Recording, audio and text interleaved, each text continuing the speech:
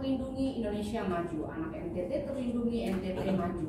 10 hak anak yang diamanatkan PBB, yakni hak mendapatkan nama atau identitas, kewarganegaraan, perlindungan, makanan, kesehatan tubuh yang sehat, rekreasi, pendidikan, bermain, berperan dalam pembangunan, dan hak kesamaan. Dan hari ini khusus kita akan membicarakan tentang hak anak untuk memperoleh hak, yakni imunisasi, hak anak yang harus dipenuhi. Tribuners, munculnya COVID-19 mengakibatkan cakupan imunisasi rutin lengkap anak menjadi rendah. Berdasarkan data rutin terbaru Kemenkes Republik Indonesia, cakupan imunisasi dasar lengkap telah menurun secara signifikan sejak awal pandemi COVID-19 dari 84,2% tahun 2020 menjadi 79,6% di tahun 2021. Nah, untuk mengejar ketertinggalan cakupan tersebut, pemerintah menyelenggarakan Bulan Imunisasi Anak Nasional atau BIAN dalam rangka Pekan Imunisasi Dunia.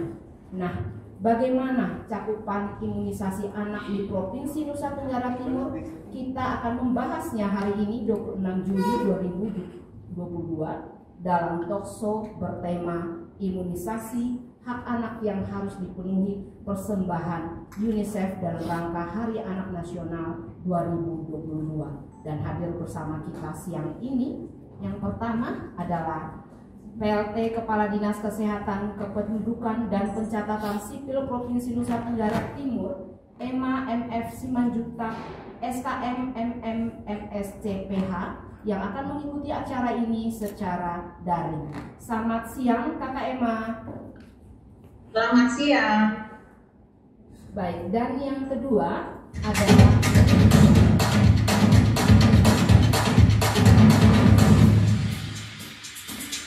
adalah Ketua Pokjabian Provinsi Nusa Tenggara Timur dan juga Asisten Pemerintah dan Kesra Sekda Provinsi Nusa Tenggara Timur, Dr. Randa Bernadette Meriani Pusboko MSI. Selamat siang Kakak. Selamat siang Kak Femi. Ya. Dan yang ketiga adalah Kepala Puskesmas Sikumana, Dr. Maria F. Ivona Derai. Selamat siang Kakak Dr. Maria. Dan ada juga staf kesehatan UNICEF Nusa Tenggara Timur, Dr. Alfian Munte. Selamat siang Kakak Dr. Alfian. Selamat siang. Baik. Tribuners, kita duluan ke Kakak Kepala Dinas Kesehatan duluan ya. Secara global, vaksinasi menyelamatkan lebih dari 5 nyawa setiap menit dan mencegah hingga 3 juta kematian per tahun.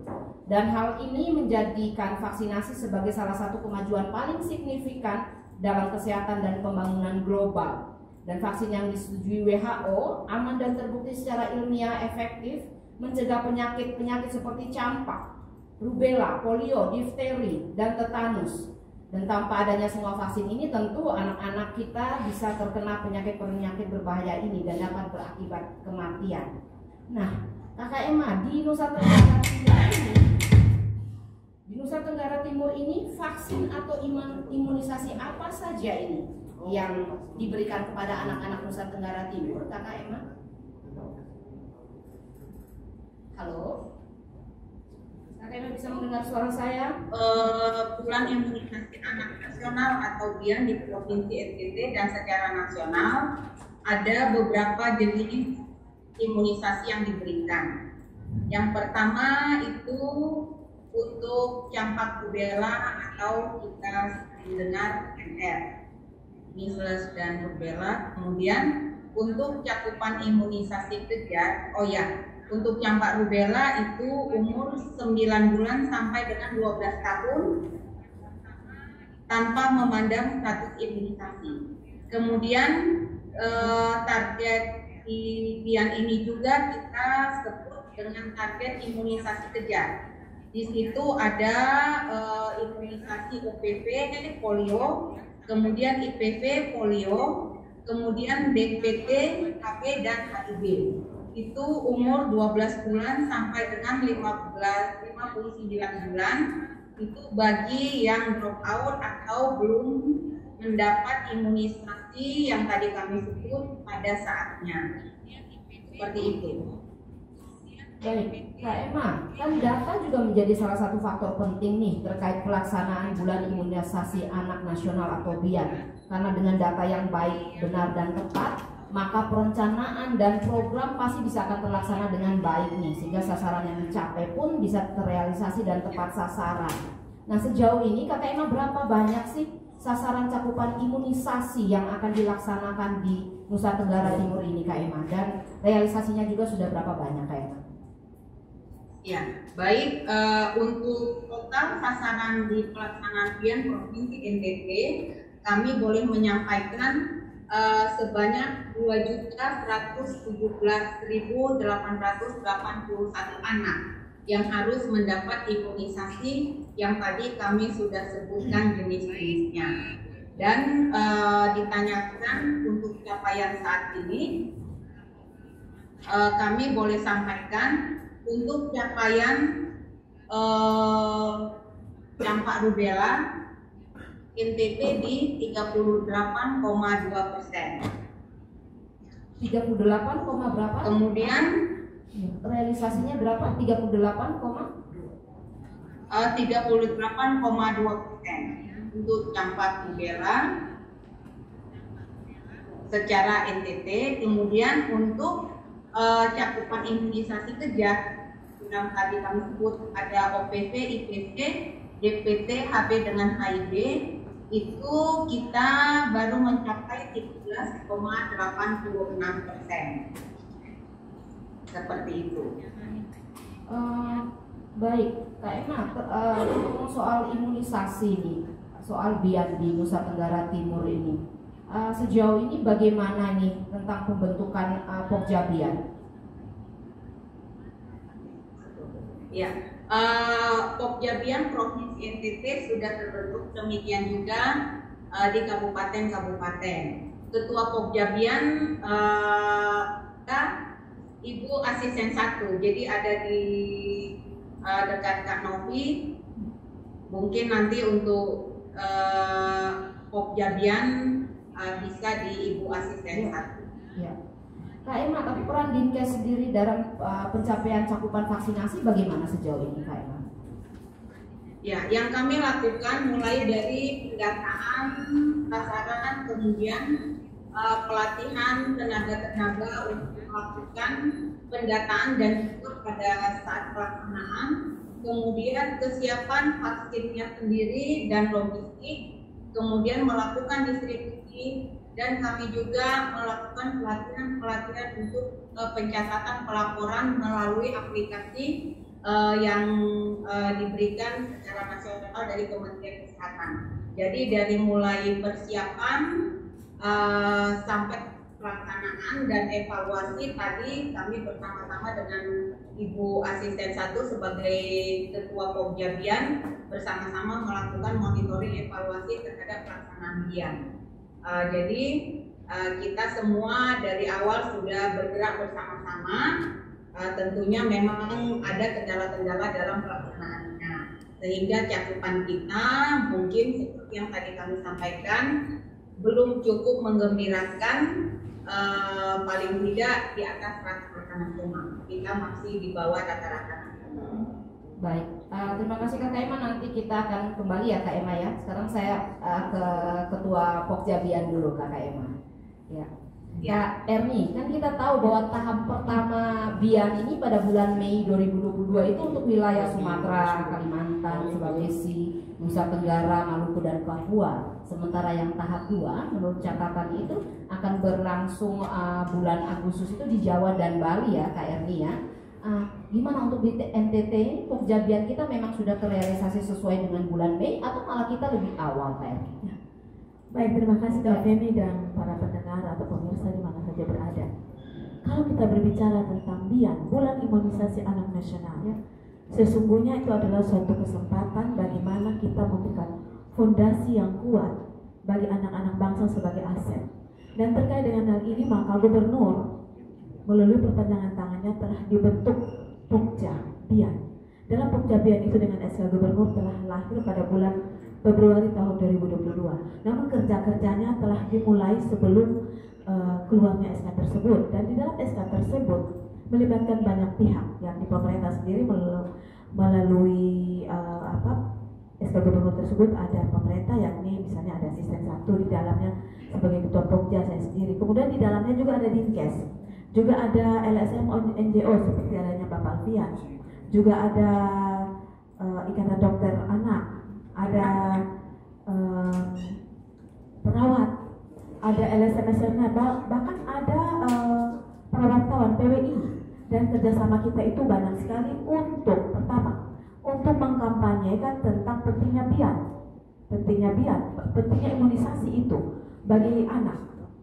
Harus dipahami oleh para orang tua supaya dapat melakukan memberikan imunisasi yang terbaik bagi anak, Kemudian bagaimana penyadarannya? Penyadarannya ini tidak hal gampang ya, tetapi bagaimana supaya orang tua, berbagai macam pihak bisa memahami pentingnya perolehan imunisasi. Terkait dengan hal ini, maka secara nasional telah dilakukan atau dilaksanakan pada tanggal 18 Mei lalu di Citra Bangsa. Dan pada waktu itu kita secara nasional kita katakan bahwa kami ingin mencapai target 80% untuk campak rubella, dan untuk demikian pula untuk kejar 90% untuk campak rubella, dan untuk kejar imunisasi kejar 80%. Namun dalam perjalanan waktu dengan sasaran kita yang tadi telah dikatakan oleh Ibu Kadis PLT, Ibu PLT Kadis Dinas Kesehatan, sasaran kita adalah 2.117.881, tapi kita masih baru capai 38,2%. Nah, inilah yang perlu kita genjot lagi. Kita menggunakan berbagai cara dengan berbagai fungsi, tugas dan fungsi masing-masing untuk memberikan yang terbaik bagi anak-anak. Karena itu kami dalam Pokja ini terus bergerak maju untuk memberikan pengertian supaya mereka jangan takut untuk memperoleh imunisasi.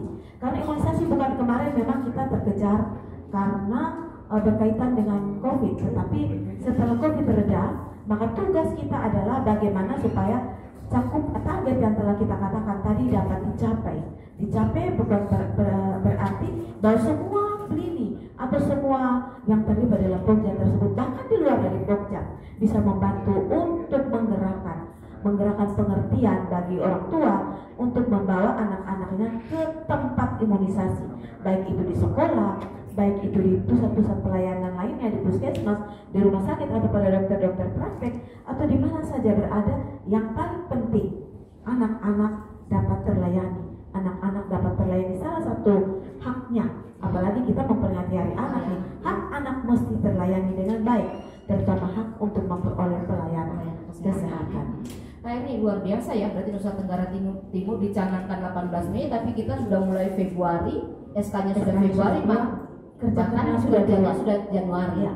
Tetapi sayangnya ya, bahwa pencapaiannya belum, karena mungkin karena memang terkendala COVID ya. Kita tantangannya nanti kita akan bicara di sesi sebentar. Ini Erni, tapi Erni, mungkin kenapa sih BIAN itu akhirnya menjadi penting untuk dilaksanakan dan manfaatnya sebenarnya apa untuk kesehatan? Ya, kan ada berbagai macam penyakit. Ya. Pelayanan kesehatan diberikan kepada anak supaya kita menekan angka kematian, angka kesakitan. Karena melalui imunisasi, penyakit-penyakit yang dapat ditekan dapat dicegah melalui imunisasi. Seperti dari tadi perbincangan kami di luar ini ya, kami berbicara banyak di kala kami melakukan evaluasi. Contohnya dengan pemberian imunisasi ini dapat mencegah anak dari berbagai macam penyakit, misalnya batuk pilek, misalnya polio, dengan diperolehnya berbagai macam vaksin, juga penyakit-penyakit lainnya. Kenapa kita tidak bisa menekan penyakit-penyakit yang dapat menular dengan pemberian imunisasi?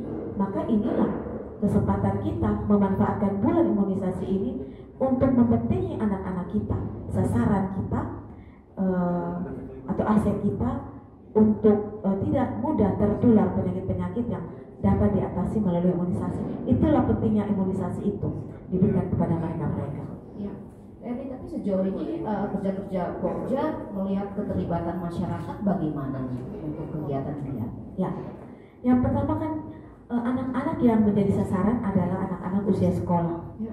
Nah, sebelum sekolah dan bahkan usia sekolah sebelum 12 tahun. Karena itu kita kerjasama juga dengan Dinas Pendidikan. Nah, Dinas Pendidikan menggerakkan sekolah-sekolah termasuk TK, PAUD dan juga SD, bahkan di bawah usia 12 tahun berarti masih SMP, untuk memanfaatkan situasi yang ada di mana sasaran imunisasi ada di sana sehingga mereka bekerja di sana. Kemudian juga ada PKK, ada posyandu. Kita menggunakan berbagai sisi, berbagai komponen agar memberikan pelayanan. Tapi itulah tadi saya bilang, karena masih terkontaminasi dengan persoalan COVID, sehingga anak untuk datang atau orang tua membawa anak ke puskesmas dalam rangka memperoleh imunisasi masih perlu ada pendekatan-pendekatan yang spesifik, pendekatan-pendekatan khusus, membuat penyadaran sehingga waktu itu atau kesempatan itu dapat dimanfaatkan dengan baik. Dan ini satu tantangan, dan tantangan itu kami hadapi sekarang karena belum sampai dengan saat ini, Kak Feni, kita belum dapat mencapai yang tadi itu. Di satu sisi kita perlu merealkan data-data yang kita peroleh sehingga data yang ada di kabupaten kota bisa bersinergi langsung dengan dari Kemenkes sehingga cakupan kita dapat tercapai, disinergikan antara data yang ada dan juga dengan kerja-kerja atau pelaksanaan imunisasi yang telah kita lakukan. Kayaknya apakah itu berarti bahwa data-data kita itu berbeda antara di kabupaten kota, provinsi, kemudian di Kemenkes sehingga sepertinya kok tidak bisa jalan maksimal? Ya, di satu sisi barangkali ada benarnya, ya. Tetapi di satu sisi yang lain kita perlu verifikasi, ya. Kita perlu validasi lagi supaya ketepatan data yang di pusat di kementerian maupun di kabupaten kota, apalagi kita ini daerah kepulauan kan perlu kita saling memberi informasi. Mungkin ada yang sudah meninggal tapi terdaftar, mungkin sudah mencapai lebih dari usia atau sasaran imunisasi tetapi masih terdaftar. Ini perlu dilihat kembali sehingga kalau kita sudah melaksanakan sedemikian jauh perlu di-matchkan kembali untuk memastikan data dan cakupan tadi. Kayaknya tadi kan KRI juga mengatakan bahwa cakupan imunisasi itu juga kita ke sekolah selain ke puskesmas. Berarti apakah kemudian pelaksanaan imunisasi itu juga kita mendatangi sekolah atau harus dan wajib masyarakat yang ke puskesmas? Ya, pada waktu bulan imunisasi Mei sampai dengan Juni, pada waktu itu semua lini kami gunakan. Jadi bisa sekolah karena sasarannya ada di sekolah dan ini merupakan suatu gerakan sehingga tidak mengganggu jam belajar anak. Kemudian pusat-pusat pelayanan kami juga gunakan, puskesmas, rumah sakit, bahkan dokter-dokter praktek juga digunakan berbagai macam sisi. Jadi saya pikir kerja-kerja yang telah dilakukan oleh Pokja ini, Pokja Bian ya, Bulan Imunisasi Anak Nasional sudah bekerja maksimal dan merupakan suatu networking yang bagus. Namun demikian kami juga menyadari sungguh bahwa capaian belum mencapai target yang kami harapkan, maka perlu pembenahan di sana sini. Mungkin juga pengiriman data atau informasi mengalami kendala atau dengan demikian maka ada gerakan-gerakan lain yang kami lakukan seperti tadi sebelum kami kemarin kami melakukan satu rapat koordinasi dan evaluasi untuk memastikan cakupan dan data yang ada, kemudian sasaran imunisasi yang telah dilakukan untuk memastikan cakupannya dan mendorong supaya yang belum melakukannya dapat memanfaatkan waktu yang ada ini untuk mengisi kekosongan waktu akibat liburan supaya anak-anak dapat memperoleh imunisasi. Kita contohkannya saja. Kemarin kan waktu COVID, sehingga untuk memastikan anak-anak kita juga tidak terkena COVID, maka mereka juga diberikan imunisasi. Nah ini metode ini, strategi ini kita juga bisa gunakan sehingga waktu masuk sekolah ini bisa dimanfaatkan untuk pemberian imunisasi bagi anak-anak melalui lembaga pendidikan. Kita akan melihat bagaimana prakteknya di lapangan dalam Puskesmas Sikumana nih kata Dokter Maria. Dokter, selama ini gimana nih pelaksanaannya di lapangan untuk vaksinasi? Pengalamannya gimana, Kak? Baik, terima kasih. Kebetulan kami dari Puskesmas Sikumana adalah salah satu puskesmas dari 11 puskesmas yang ada di Kota Kupang. Kami di bawah pemerintah Kota Kupang dan tentunya Dinas Kesehatan Kota Kupang. Pada awalnya kami dikumpulkan semua petugas kesehatan, kemudian dipersiapkan untuk menjalankan bulan imunisasi anak nasional ini yang kita mulai sejak bulan Mei kemarin. Nah, untuk Puskesmas Sikumana sendiri, kami tentunya untuk BIAN ini dilaksanakan untuk anak usia 9 bulan sampai dengan kurang dari 12 tahun. Nah, untuk 9 bulan sampai dengan 5 tahun itu dilaksanakan di Posyandu. 5 sampai 9 bulan sampai dengan 5 tahun sampai 5 tahun itu dilaksanakan di Posyandu, ya. Di mana Posyandu kami ada 52 Posyandu. Sedangkan anak usia sekolah TK PAUD dilaksanakan di sekolah TK PAUD dan SD. Jadi usia 6 tahun sampai dengan kurang dari 12 tahun dilaksanakan di sekolah. Nah, untuk anak-anak, sasaran anak yang dari 9 bulan sampai dengan kurang dari 12 tahun itu kami ada sekitar 8.561 anak. 8.561 anak. Dan dari 8.561 anak yang sudah divaksin 6.561. Jadi sekitar 75% itu anak sudah divaksin. Kak Dokter Maria, ini biar Tribuners dan masyarakat tahu nih, imunisasi, vaksinasi ini bedanya gimana nih? Apakah kemudian anak yang sudah terima imunisasi nggak perlu vaksin, atau yang kemudian sudah vaksin kalau imunisasi belum nggak perlu imunisasi, gimana nih Kak Dokter? Baik, jadi vaksin ini merupakan salah satu hak anak ya, yang tadi sudah disebutkan oleh Kak Feby tadi, ada 10 hak anak. Salah satunya adalah pelayanan kesehatan. Dan vaksin ini seperti payung, jadi payung yang melindungi anak ini. Jadi alangkah misalnya orang tua bila anaknya tidak divaksin. Kemudian vaksin ini adalah memberikan imunitas yang spesifik untuk pencegahan penyakit tertentu. Jadi misalkan pemberian vaksin campak untuk mencegah terjadinya penyakit campak, rubella, dan begitu juga kemudian jenis vaksin yang lain sesuai dengan tujuan imunitas yang akan diberikan terhadap penyakit yang akan kita cegah. Dan dengan vaksin ini, vaksin dasar dan dengan bulan imunisasi anak nasional ini kita mencoba untuk, sebenarnya pemerintah mencoba untuk mencegah yang disebut dengan PD3I. Jadi pencegahan pemberian vaksin untuk mencegah penyakit yang ada 3 penyakit yang bisa dicegah dengan pemberian vaksin ini. Ya, beberapa penyakit yang bisa dicegah dengan vaksin, salah satunya adalah polio, campak, rubella, dan difteri. Tapi berarti kan imunisasi ini berbeda dengan vaksinasi COVID kan? Iya. Ya. Imunisasi ini adalah suatu proses. Jadi kalau vaksinasi adalah pemberian vaksinnya, sedangkan imunisasi adalah proses sehingga tubuh itu mendapat imunitasnya. Kalau vaksinasi adalah kita pemberiannya. Jadi saat anak itu dilayani vaksin, artinya itulah kita melakukan vaksinasi. Sedangkan imunisasi artinya proses tubuh itu mendapatkan imunitas, satu proses. Jadi, sedangkan kalau COVID, campak, rubella, dan difteri misalkan itu adalah jenis vaksinnya. Jadi ada jenis vaksin COVID, ada jenis vaksin campak, rubella atau disebut dengan MR tadi. Selama ini pelaksanaannya gimana Kak Dokter Maria tentang kapasitas tenaga kesehatannya di puskesmas? Ini kan kita ambil contoh salah sampelnya di Puskesmas Sikumana ya. Tenaga yang tersedia gimana nih Kak Dokter, kemudian kualitasnya. Kemudian kita bicara juga tentang sarana prasarana, bahan-bahannya lancar nggak nih?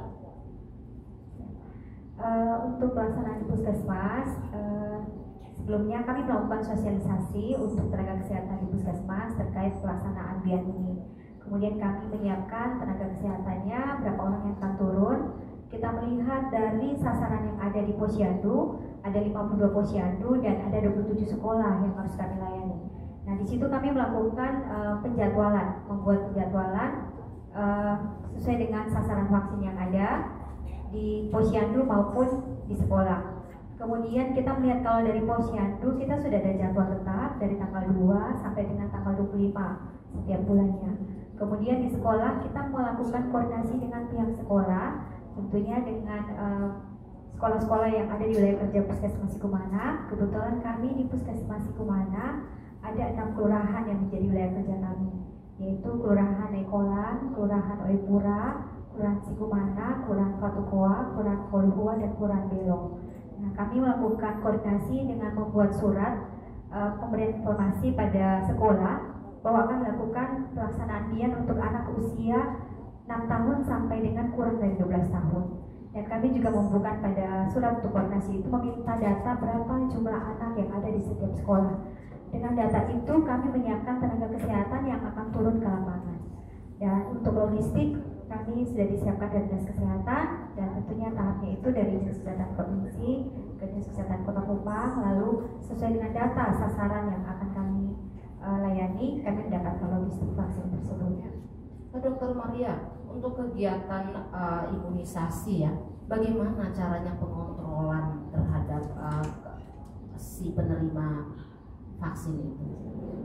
Apakah ada semacam data yang dihimpun dalam? Saya kan mendengar ada buku apa itu? KIA ya? Buku KIA, bisa dijelaskan itu? Baik, kebetulan saya membawa buku KIA ini, buku PINK ini biasa disebut masyarakat lebih sering menyebut dengan buku PINK. Buku PINK, ya, seperti pulpen saya warna. Ya, sama ya. Di buku PINK ini digunakan untuk anak-anak sebenarnya tidak saat dia mendapatkan pelayanan kesehatan saja, setelah dia lahir, sejak dia di dalam kandungan ibu pun, pertama kali ibunya hamil, buku ini sudah diterima oleh ibu dari anak itu. Dibagikan oleh puskesmas. Jadi didistribusikan dari Dinas Kesehatan Kota Kupang ke puskesmas, tentunya di seluruh Indonesia ada buku ini. Dan setiap sasaran ibu hamil yang datang untuk melakukan pemeriksaan kehamilan, dia sudah menerima buku PINK ini. Di mana dalam buku PINK ini ada catatan terkait riwayat persalinan, riwayat kehamilan sampai dengan melahirkan, bahkan ketika anak ini lahir dan mendapatkan pelayanan kesehatan di posyandu atau setidaknya sampai dengan 5 tahun. Tetap di bawah itu sampai 5 tahun. Tetap di bawah sampai 5 tahun. Berarti riwayat kesehatan apa semua terdata dalam buku ini ya. Jadi ada riwayat kehamilan, riwayat persalinan, kemudian selama 5 tahun dia melakukan mendapat pelayanan di posyandu tercatat dalam buku ini. Kemudian juga ada jadwal-jadwal untuk vaksin, kemudian bagaimana cara untuk melakukan deteksi tumbuh kembang anak. Jadi sebenarnya buku ini sangat bermanfaat. Jadi seorang ibu atau orang tua, tidak hanya ibu ya, sebenarnya ada peran bapak juga. Bapak dan ibu juga bisa melihat panduan dari buku ini selain fungsi untuk mencatat pencatatan, tetapi juga ada beberapa muatan KIE atau konseling atau pendidikan yang bisa dipandu untuk anak-anak balita dari buku ini. Ini buku ini sudah dibagikan sejak tahun berapa? Maksudnya sudah dalam bentuk buku ini? Ya. Dan sekitar berapa tahun? Buku ini sebenarnya sebelum ada buku ini untuk anak-anak balita di posyandu menggunakan KNS. Ya, KNS itu kartu menuju sehat. Jadi dia seperti satu lembaran saja. Itu isinya untuk melihat tumbuh kembang anak dan pelayanan vaksinasi di posyandu sejak umur 1 tahun sampai dengan 5 tahun. Dengan melihatnya perkembangan teknologi, kemudian perlunya mengamati pelayanan kesehatan sejak tumbuh kembangnya anak di dalam janin, dalam rahim ibunya, maka mungkin pemerintah dari kementerian mengambil kebijakan membuat satu buku di mana ketika kita melihat tumbuh kembang dari anak ini, bagaimana sehingga dia bisa menjadi sehat, sebenarnya tidak saja saat dia sudah lahir, tapi sejak awal pertama dia ada di dalam rahim. Ya, jadi sudah sekitar berapa? Jadi ini sudah sekitar 7 tahun, 8 tahun, 8 tahun ya, luar biasa. Tapi bagaimana? Apa data-data itu juga ini bukunya ini diberikan kepada orang tua kan? Kemudian untuk di puskesmas kita punya datanya tidak? Kalau misalnya buku ini hilang karena satu sebab bencana atau pindah-pindah kemudian keteter, gimana data anak-anaknya kadang ya. Buku ini dipegang sendiri oleh orang tua, dan untuk pencatatan sendiri di puskesmas atau petugas kesehatan ada buku registernya. Nah, dalam pelayanan kesehatan di puskesmas ataupun saat dia mendapatkan vaksin pun itu dilakukan pencatatan atau register. Dan satu lagi Kak Feni, kami juga punya pencatatan yang namanya KIPI. KIPI itu pencatatan untuk kejadian ikutan pasca imunisasi. Nah, di situ kita bisa melihat, memantau apakah ada efek samping dari anak ini ketika dia divaksin. Jadi tidak hanya saja saat dia mendapatkan pelayanan untuk vaksin, tetapi juga kita membuat pencatatan dan pelaporan terkait KIPI atau kejadian ikutan pasca imunisasi. Tadi kan kita bicara soal tantangan nih, Kak Erni juga menyebut tadi, saya kalau tidak salah dengar ada geografis dan semacamnya ya. Selama ini kegiatan-kegiatan yang sudah dilakukan Pokja mengalami tantangan apa saja untuk Pokja? Untuk Pokja yang pertama adalah, kalau untuk Pokja sendiri tidak ada, karena kami di dalam tim tersebut telah ada pembagian tugas yang jelas, siapa bagian apa, mengerjakan apa, dan itu terjadi dengan baik. Yang kami alami itu di dalam pelaksanaan pemberian imunisasi yang terjadi pertama karena pemahaman tentang imunisasi itu, karena kecenderungan masih terjadi bahwa banyak orang tua masih berpikir bahwa pemberian imunisasi sepertinya kita memberi vaksin COVID, tapi terjadi pendobelan seperti itu dan berpikiran. Dengan yang kedua, atau dengan kata lain promosi itu perlu diperkuat lagi. Yang kedua bahwa karena waktu yang kosong atau waktu liburan bagi anak itu bertepatan atau tepat pada waktu masa pemberian imunisasi. Yang ketiga bahwa saya kaitkan dengan yang nomor 1, bahwa karena tadi vaksinator lebih banyak masih ada di bagian COVID, karena vaksin COVID akan expire, maka ada keterbatasan di sana. Sehingga mereka akhirnya diplotnya yang untuk vaksin lebih COVID, banyak ya? mengejar COVID, yang vaksin COVID. Yang berikut karena yang awal mula itu keterbatasan logistik vaksinan, namun di akhir-akhir telah ada vaksinan maupun logistik, namun bertepatan lagi dengan masa liburan, sehingga membuat ada yang loss sehingga waktu liburan yang semestinya digunakan untuk perolehan imunisasi terputus. Akibatnya capaian kami cakupan belum mencapai target yang diharapkan. Demikian pula sinyalnya atau pengiriman melalui aplikasi yang terus terang saja kalau kita di daerah kepulauan yang tadi kita geografis kita, sehingga juga memperlambat di dalam hari ini melaksanakan vaksinasi. Kita ingin mengirim, tetapi satu dan lain hal bisa juga tertunda dan terlupakan karena berbagai kesibukan. Namun kami percaya bahwa di beberapa waktu ini dalam rapat evaluasi tadi kami sudah katakan untuk membenahinya dalam pengiriman disesuaikan dengan pencatatan yang ada, baik itu di puskesmas, posyandu, maupun dilakukan di tempat-tempat yang telah dipilih untuk kesepakatan untuk melaksanakannya seperti di sekolah dan seterusnya. Dengan tantangan itu solusi yang diambil Pokja gimana? Ya. Yang pertama adalah kita menguatkan kembali para petugas-petugas yang ada di kabupaten kota dengan memanfaatkan dinkes yang ada di dinas kesehatan yang ada di kabupaten kota, karena mereka langsung bersentuhan dengan puskesmas maupun posyandu, sehingga data-data yang telah ada dirapikan kembali sehingga dapat dikirim kemari. Kemudian juga penertiban atau verifikasi kembali, validasi kembali data-data kita sesuai data real yang ada di kabupaten kota, di-matchkan dengan data yang ada di Kementerian Kemenkes. Kalau dari puskesmas sendiri bagaimana nih terkait hal itu, tantangannya apa yang dihadapi? Kalau dari puskesmas sendiri, tentunya kalau di puskesmas tugas yang pertama kami adalah melakukan promotif. Upaya promotif yang kami lakukan di sini, kami melakukan promosi dalam gedung dan di luar gedung. Kalau di dalam gedung sendiri kami menyiapkan televisi untuk promosi, jadi ketika orang tua datang mengantarkan anak berobat pun dia tahu bahwa ada tayangan imunisasi, khususnya bulannya adalah bulan imunisasi anak nasional, sehingga itu salah satu bentuk promosi. Kemudian juga kita lakukan promosi keliling dengan menggunakan puskesmas keliling.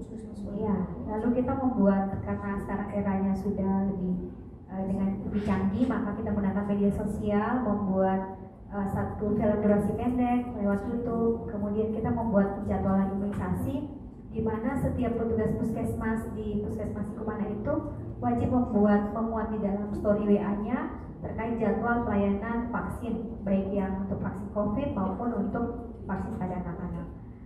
Kemudian untuk di luar dari ini, dari puskesmas melalui lintas sektor, kami bekerja sama dengan para camat dan lurah untuk melakukan bersama-sama bekerja sama menggerakkan masyarakat untuk mendapatkan vaksin ini, baik di posyandu maupun di sekolah. Tentunya itu kita membuat satu, untuk puskesmas itu rutin melakukan rapat lintas sektor.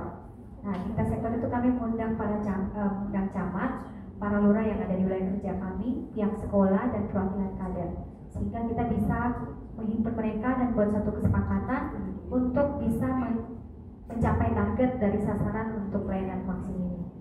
Nah, untuk tantangan yang kami alami adalah mungkin kalau Kota Kupang ini kita adalah seperti kota transit.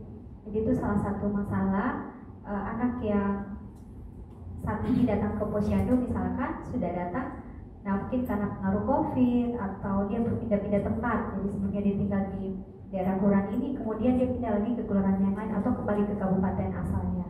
Itu salah satu masalah. Kemudian juga mungkin salah satu masalah adalah kurangnya pemahaman masyarakat. Jadi orang tua merasa anak saya kalau tidak divaksin pun sama saja pasti bisa tetap sehat. Nah, ini yang menjadi tantangan bagi kami, bahwa kami di puskesmas tetap harus melakukan promosi kesehatan dan tidak boleh bosan karena tidak semua punya pemahaman yang sama.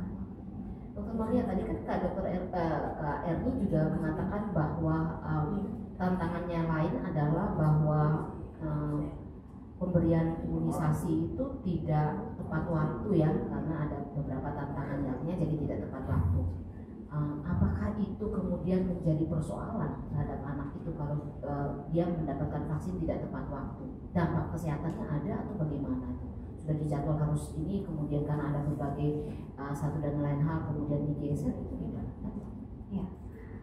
Jadi kita berterima kasih pada pemerintah kita, tentunya pada pemerintah NTT dan Kementerian Kesehatan tentunya mengambil kebijakan dengan adanya bulan imunisasi anak nasional ini. Tidak hanya pelayanan untuk imunisasi MR saja, tapi juga melakukan pelayanan yang disebut dengan imunisasi kejar. Jadi imunisasi yang sudah harusnya didapat sejak dia lahir, kalau ketika kita melakukan pelayanan ternyata anak ini belum mendapatkan, maka tetap langsung diberikan. Sehingga vaksin atau imunisasi jenis vaksin yang belum dia dapat tetap terlengkapi. Tidak ada dampak kesehatannya? Tidak ada dampak.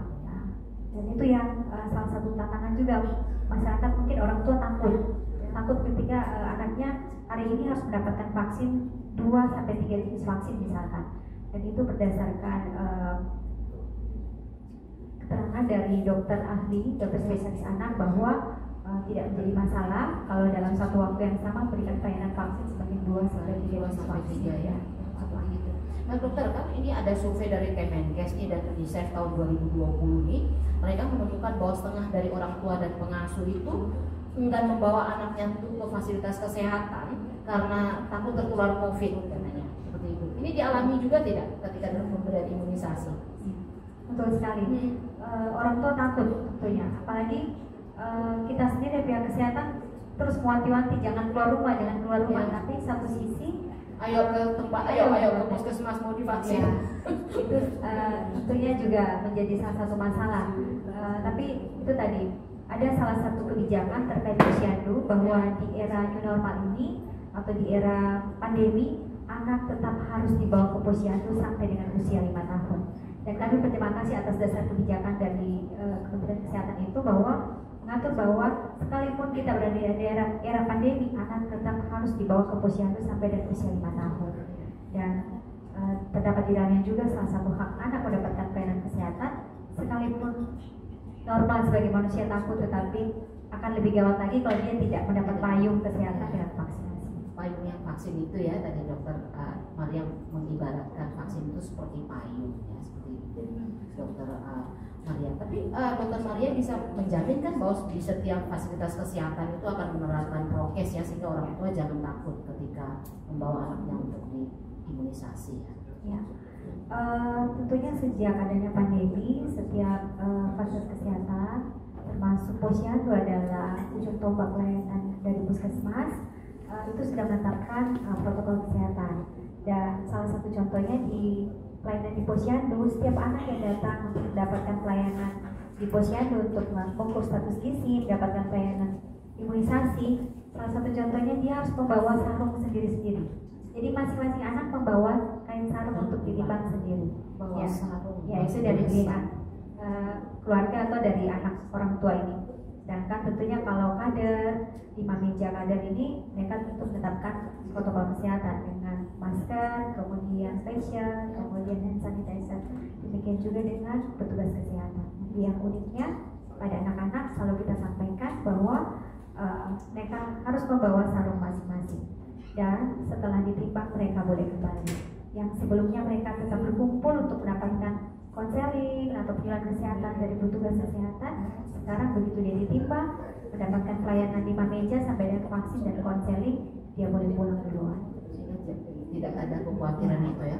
Ini tadi kan tadi juga sebut bahwa anggota dari Pokja itu salah satunya adalah NGO, apakah juga UNICEF juga termasuk dalam Pokja? Iya, UNICEF termasuk salah satu anggotanya. Dan perannya di mana? Aduh, banyak sekali seperti saat ini, dan juga kami telah tampil bersama di RRI juga, Ya. dan juga berbagai macam kegiatan seperti tadi kami juga pertemuan untuk evaluasi secara virtual. Jadi juga ada online dan virtual kami melakukannya bersama-sama untuk bersama, artinya orang bilang bersama dipikul bersama dengan sama, itulah Demi anak-anak. demi anak-anak. Kak Dokter Alfian, luar biasa di UNICEF hadir untuk anak-anak, pemenuhan cakupan vaksinasi. Tapi ngomong-ngomong apa nih yang membuat UNICEF kemudian mengadvokasi isu ini? Apa nih pertimbangannya? Baik, terima kasih Eni. Jadi imunisasi adalah hak anak. Ya. Setiap anak harus mendapatkan vaksinasi dan kualitas vaksin yang diberikan harus sama yang di NTT dan yang di Jakarta dan yang di luar negeri. Jadi kita ingin sampaikan kepada teman-teman pemirsa sekalian bahwa vaksin yang disimpan oleh Dinas Kesehatan Provinsi, mereka menyimpan dalam kulkas vaksin bisa dipertahankan suhunya 2-8 derajat Celcius. Demikian juga ketika dan juga dalam distribusi ke kabupaten maupun kota, juga di puskesmas. Kalau kita sering melihat kalau ada asumsi di masyarakat kalau kulkas yang baik itu adalah kulkas Electrolux, ya. Iya.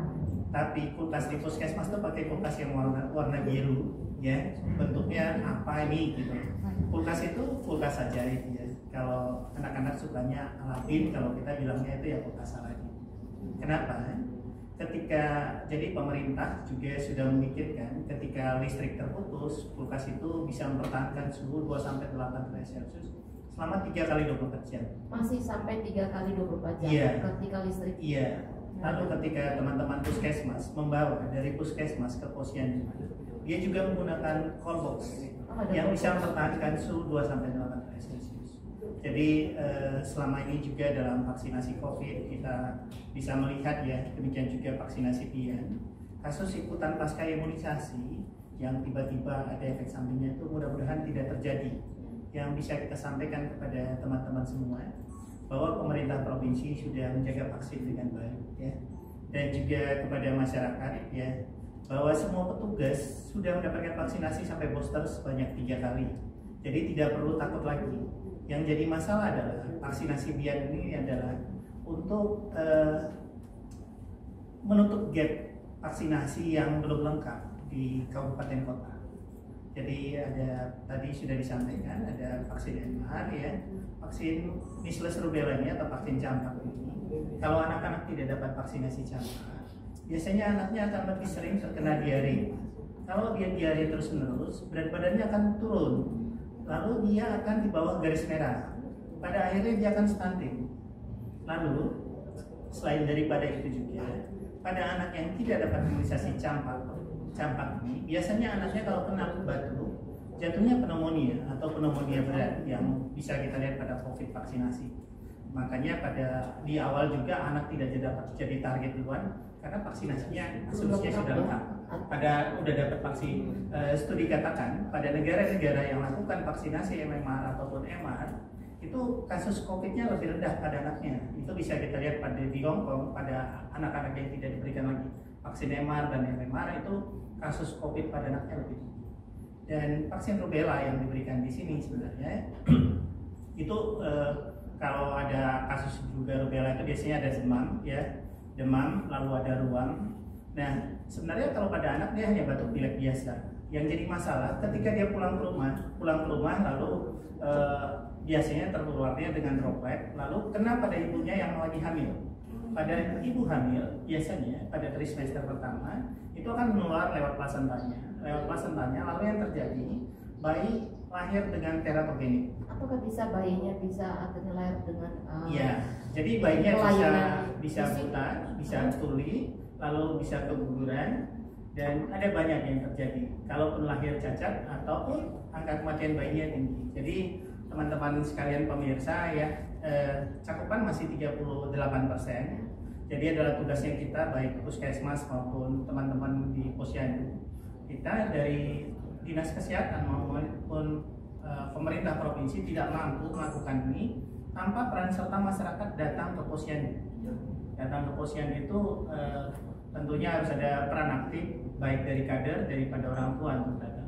Saya pikir itu yang bisa saya sampaikan. Dari UNICEF sendiri kita bentuk dukungannya seperti apa? Apakah dengan juga sampai hal-hal kecil itu menyediakan cool box, kulkas berwarna biru Ya. dan sebagainya gimana? Atau pelatihan gitu? Ya, jadi UNICEF sendiri kita itu bekerja adalah pekerjaannya Kementerian Kesehatan ataupun programnya Dinas Kesehatan Provinsi itu. Kita tidak mempunyai proyek di sini, tapi memastikan semua pemberian yang diberikan kepada masyarakat itu mengikuti SOP yang sudah ditetapkan oleh Kementerian Kesehatan. Yang tadi kita sampaikan itu tentu tentang vaksin manajemen, lalu tentang penyimpanan, lalu tentang barang-barang ada beberapa donor yang membantu, tapi kita tidak kesampingkan juga. Kita bisa lihat juga pemerintah provinsi juga sudah membangun forum yang baru dengan APBD-nya. Tentu ada beberapa yang lain, tapi yang cukup kita appreciate juga adalah Ibu Ketua Pokja ya, dari awal hingga akhir sebelum pelaksanaan ini beliau sungguh komit, bahkan hari ini juga ada pertemuan DPR.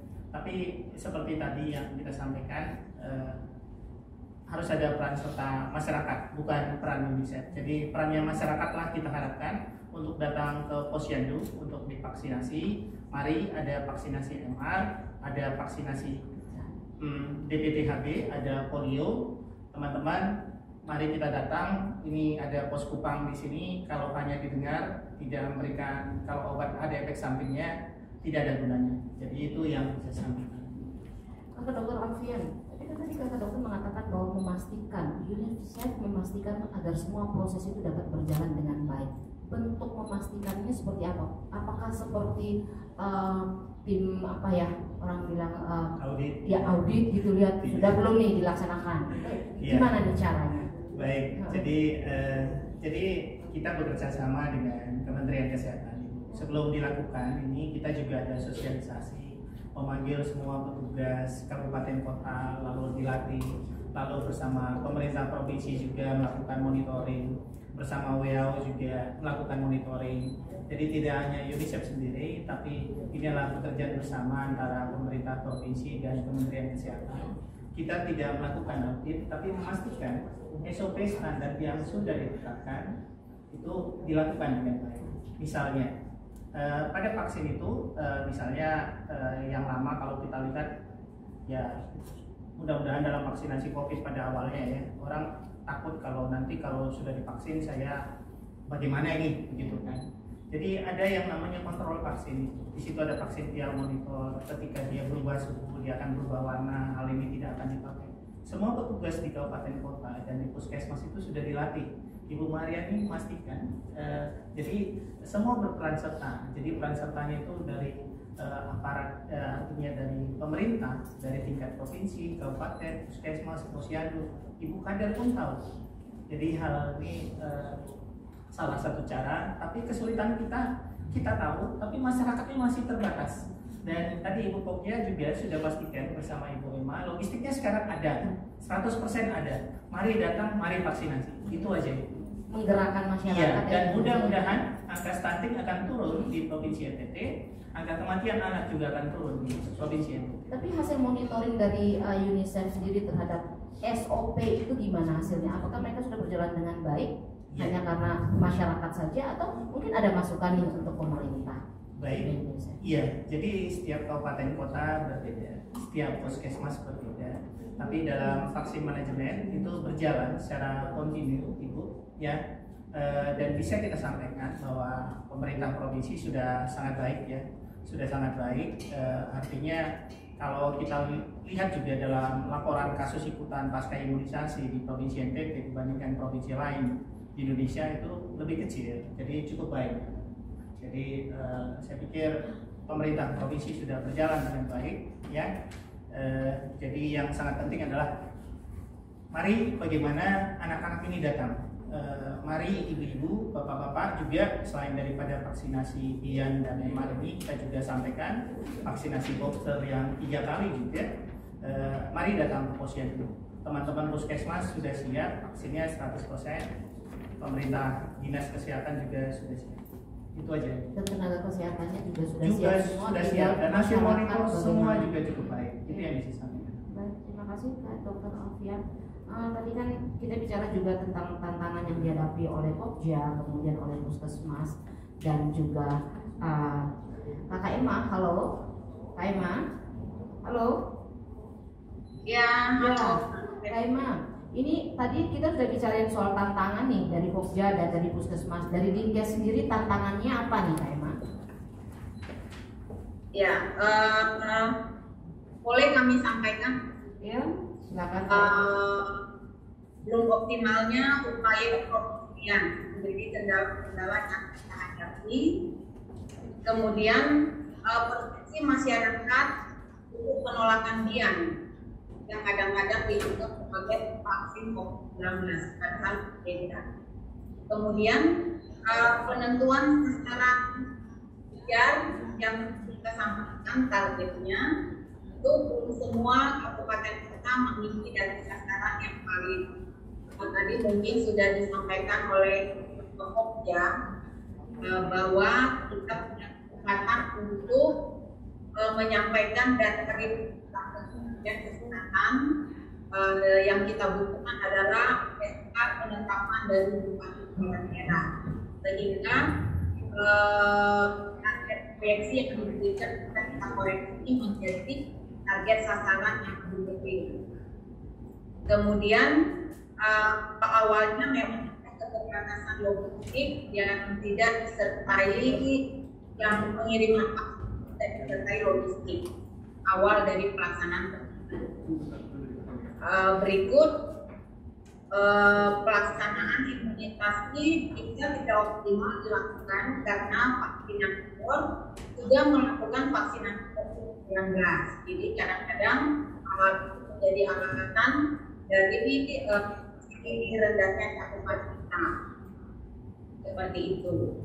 Tetapi tentunya dalam menghadapi kendala disampaikan, di samping itu kami perlu juga menyampaikan banyak inovasi yang sudah dilakukan teman-teman di kabupaten untuk bisa mencapai target sasaran seperti yang sudah ditetapkan dari awal. Ya, kemudian juga dukungan dari sektor juga diharapkan untuk kita bersama-sama melakukan kegiatan ini. Untuk inovasi mungkin perlu kami sampaikan di provinsi di Sumba Timur misalnya, mereka punya grup bulan imunisasi antar sekolah puskesmas dan menggunakan absen pelaporan harian puskesmas. Kemudian direncanakan seperti serta melakukan penjadwalan yang di sekolah. Kemudian di Kabupaten TTS mereka menggunakan kesempatan saat orientasi sekolah untuk melakukan imunisasi MPR. Kemudian di Kabupaten Kupang ada lomba posyandu dan kader terbaik. Di Kota Kupang, infonya ada Kominfo dengan mendatangi rumah anak yang belum mendapatkan vaksin untuk divaksinasi di rumah. Kemudian juga satu bulan terakhir ini kita lihat banyak info yang berhubungan dengan pelaksanaan di Provinsi NTT, termasuk di kabupaten, dan juga kampanye melalui media yang sudah digunakan juga di dua kabupaten. Seperti itu, Kak November. Ya. Baik Kak Emma, apakah target nanti masih tersisa sekitar 60% ini bisa dicapai untuk Provinsi Nusa Tenggara Timur? Kami optimis dari hasil laporan dan diskusi yang tadi kami bersama Jogja melakukan rapat koordinasi untuk evaluasi untuk pelaksanaan DIAN, dan kita juga menyampaikan itu tidak boleh berbeda dengan provinsi lain yang kami di atas. Hari kita sama 24 hari, kita 27 hari, dan 1 bulan itu 30 hari. Yang lain bisa pasti efektif kita. Tentunya teman-teman di kabupaten tadi kami sudah menghimbau melakukan aksi atau strategi yang sudah mereka update. Saja selama beberapa waktu pelaksanaan DIAN ada kendala sehingga dan mereka harus mencari strategi yang lain. Dan tadi laporan dari kabupaten cukup menggembirakan dan kami sangat optimis. Dan kita perlu ingat bahwa DIAN ini adalah pemenuhan hak anak untuk menjadi sehat. Ya, jadi pemenuhan anak menjadi sehat melalui bulan imunisasi anak sekolah. Di mana kalau kami bisa ulas lagi, itu sebetulnya untuk mencapai herd immunity, ya, di mana sebagian besar masyarakat terlindungi. Tadi Dr. Alfian sudah sampaikan, anak-anak bila sudah mendapat kekebalan melalui DIAN, ketika dia pulang ke rumah, dia tidak menjadi sumber penularan untuk oma-opa, tante dan lain-lain seperti itu. Baik, makasih Kak Emma. Artinya bahwa saat ini untuk pencapaian DIAN itu sebenarnya seperti sudah itu. Kak Peggy, ya. Jadi apakah saya masih bisa tambah? Bisa, Emma silakan. Ya. Jadi kami mungkin perlu menyampaikan mengapa bulan imunisasi anak ini harus kita lakukan. Yang pertama tentunya karena terjadinya penurunan cakupan imunisasi rutin yang di awal tadi Kak Novedi tanyakan ya, terjadinya penurunan cakupan imunisasi rutin pada masa pandemi COVID-19, di mana kita tahu selama pandemi COVID-19 banyak anak-anak yang tidak berani dibawa oleh orang tuanya untuk mendapatkan imunisasi sesuai dengan waktunya. Kemudian data menunjukkan jumlah anak yang tidak mendapatkan imunisasi lengkap itu bertambah ya sejak masa COVID-19. Kemudian sistem kekebalan atau imunitas pada anak yang belum mendapat imunisasi tentunya akan menurun. Seperti tadi kita sampaikan, bisa menjadi sumber penularan bagi orang-orang di rumah. Setelah itu tadi juga disampaikan Dr. Ivon, potensi terjadi peningkatan jumlah kasus penyakit yang dapat dicegah dengan imunisasi yang kita sebut PD3I. Jadi ada beberapa data KLB PD3I yang terjadi karena anak-anak yang tidak diimunisasi lengkap. Kemudian yang berikut tentunya karena adanya komitmen global dan nasional untuk eliminasi campak dan rubella, dan kita sepakat untuk tetap mempertahankan Indonesia bebas polio.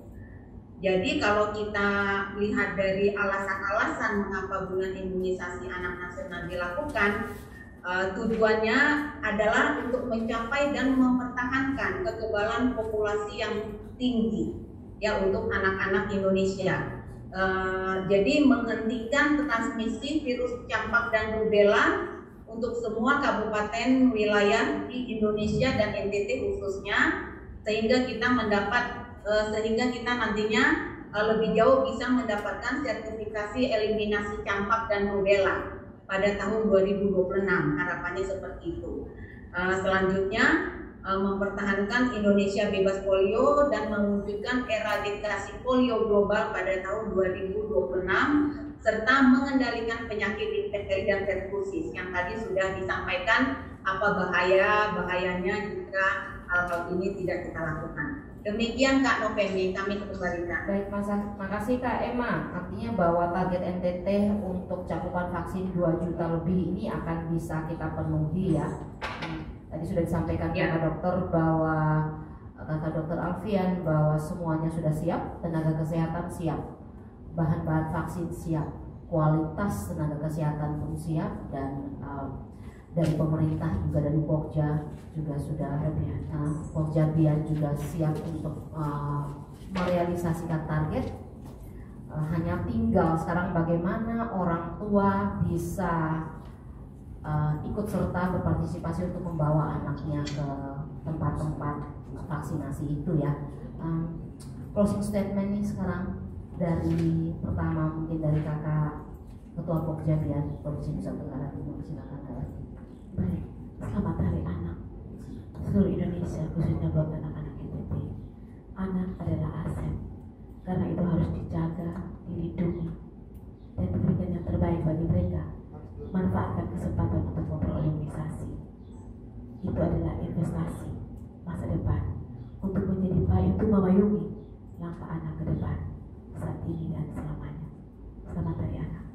Tuhan memberkati. Terima kasih Kak Eni. Investasi anak adalah investasi masa depannya. Dari PLT Kepala Dinas Kesehatan, Kependudukan dan Pencatatan Sipil, Emma silakan closing statementnya Kak, pesannya. Ya, terima kasih Kak Novemi. Bulan imunisasi anak nasional adalah memenuhi hak anak untuk menjadi sehat. Pelayanan imunisasi membawa dampak besar bagi kesehatan putra putri bangsa. Mari memberikan perlindungan kesehatan terbaik untuk masa depan anak. Dan kolaborasi dan sinergi seluruh komponen di Provinsi NTT dalam upaya menyehatkan anak bangsa dibutuhkan dalam mewujudkan NTT bangkit menuju masyarakat sejahtera dalam bingkai negara Kesatuan Republik Indonesia. Demikian Kak Novemi. Baik, terima kasih. Kolaborasi dan sinergi. Dan sekarang dari Kepala Puskesmas Sikumana, Kak Dr. Maria, silakan Kak pesannya Kak. Terima kasih untuk para orang tua dan pemerintah yang sudah mendukung memberikan pelayanan kesehatan untuk anak. Selamat Hari Anak untuk anak-anak yang terkasih. Orang tua dan masyarakat, tokoh masyarakat, lintas sektor, camat, lurah, RT RW, para kader, mari gerakan orang tua agar mengantarkan anak-anak ke posyandu atau ke sekolah untuk mendapatkan vaksinasi di bulan imunisasi anak nasional ini, dan pastikan anak-anak kita mendapatkan haknya dalam pelayanan kesehatan, khususnya mendapatkan pelayanan vaksinasi. Terima kasih. Terima kasih, memastikan hak-hak kesehatan anak-anak ya. Dan terakhir dari UNICEF Nusa Tenggara Timur, Kakak Dr. Alfian, silakan Kak. Ya, selamat Hari Anak buat kita semua. Mari kita penuhi hak anak dengan memberikan dan memastikan semua anak-anak mendapatkan vaksinasi. Mari kita turunkan angka stunting dan angka kematian bayi dengan pemberian vaksinasi MA dan imunisasi kecil. Terima kasih. Baik, terima kasih. Kakak Dr. Alfian, Kakak Emma, Kakak Erni, Kakak Dr. Maria, saya atas nama manajemen Puskupang menyampaikan terima kasih sekali atas kedatangannya dan perbincangan kita hari ini. Semoga kita bisa bertemu di lain waktu ya. Baik Tribuners, anak yang diimunisasi bukan saja dia akan memperoleh kesehatan lebih, tetapi dia juga bisa akan berprestasi di sekolah, dan lebih dari itu bahwa hasil manfaatnya akan mendapatkan manfaat ekonomi yang juga bisa mempengaruhi masyarakat, daerah, dan bangsa ini. Maka setiap orang tua Mari memeriksa buku kesehatan ibu dan anak dan pastikan untuk jadwal imunisasi Anda tepat waktu dan lakukan imunisasi agar anak-anak tidak mendapat penyakit serius di kemudian hari. Anak terlindungi, Indonesia maju. Anak Nusantara, Nusa Tenggara Timur terlindungi, Nusa Tenggara Timur maju. Selamat Hari Anak 23 Juli 2022. Saya Novelni Leo Novel, KKMA NF Simanjuntak, Bernadette Meriani Usboko, Maria F. Ivoni Derai, dan Dr. Alfian Munte pamit undur diri. Selamat siang. Selamat Hari Anak Nasional.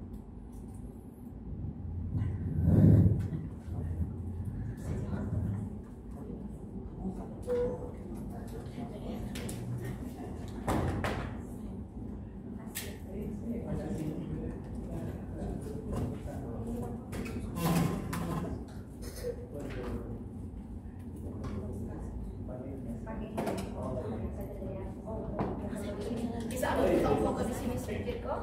Baik. Berduduk atau berdiri?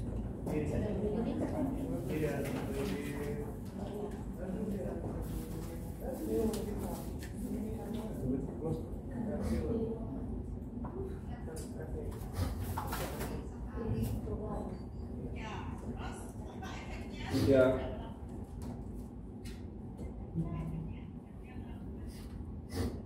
Ayo. 3. Sudah ada 1. 3 sebelum. 3 2.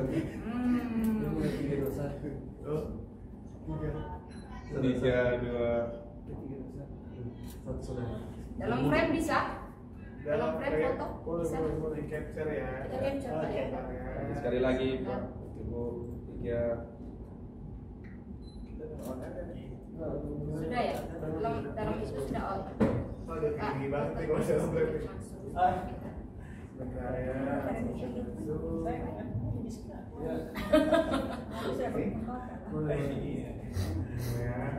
Kita lihat kamera yang mana? Tengah? Kamera yang tengah. Ya.